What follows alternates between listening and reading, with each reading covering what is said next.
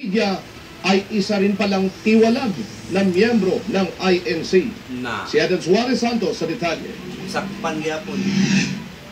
Biguan tatlong nagpakilalang kagawad ng international media at miyembro ng isang non-governmental organization na konektado umano sa United Nations na makapasok sa loob ng compound ng number 36 Tandagsora Avenue na pag-aari ng Iglesia ni Cristo.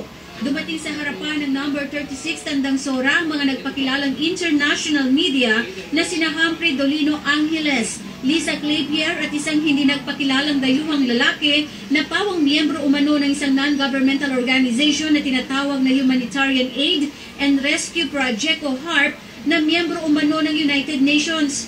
Napag-alaman na si Angeles ay tiwalag na miyembro ng Iglesia ni Cristo. Nais ng mga ito na makapasok sa loob ng INC compound upang makausap ang mga naninirahan sa loob. May nagreklamo raw sa kanilang tanggapan kaya sila nagtungo dito sa Pilipinas. Yes, the complaint was filed through our office and it was received by Mr. Angeles. And then we received a report that I could meet with her at the Hall of Justice, and so I got on a plane and I arrived, and that's what we did. Well, this is a global issue. You're not alone.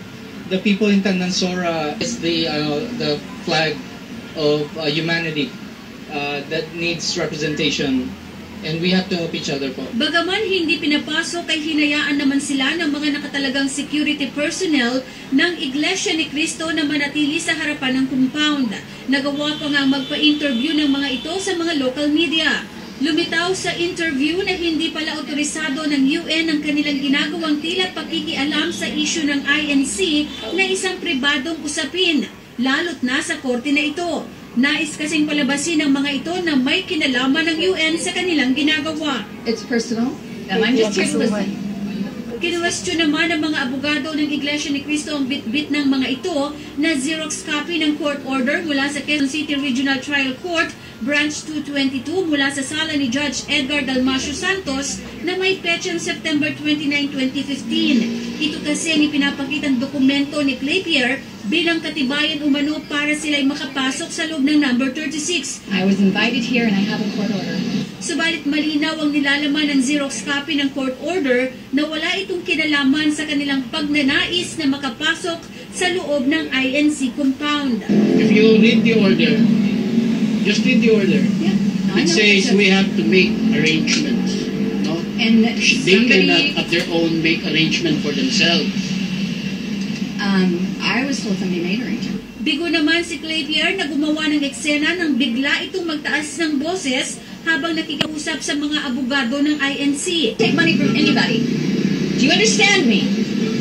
Subalit napilitang manahimik ito nang umiwas ang mga INC lawyers at hindi siya patulan. Magugunit ang bahagi na umano ng estratehiya at taktika ng kampo ng mga naninirahan sa number 36 Tandagsora ang i-provoke ang kampo ng INC para makakuha ng atensyon ng media.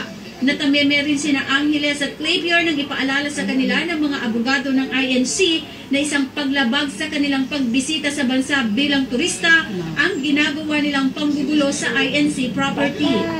Dapat umanong magpasalamat ang dalawa dahil hindi sila ipinadampot ng INC sa mga pulis na nagbabantay sa nasabing lugar. Malinaw na paglabag sa batas umano ang ginawa ng mga ito na panggugulo sa kapayapaan sa lugar na pag-aari ng Iglesia ni Cristo.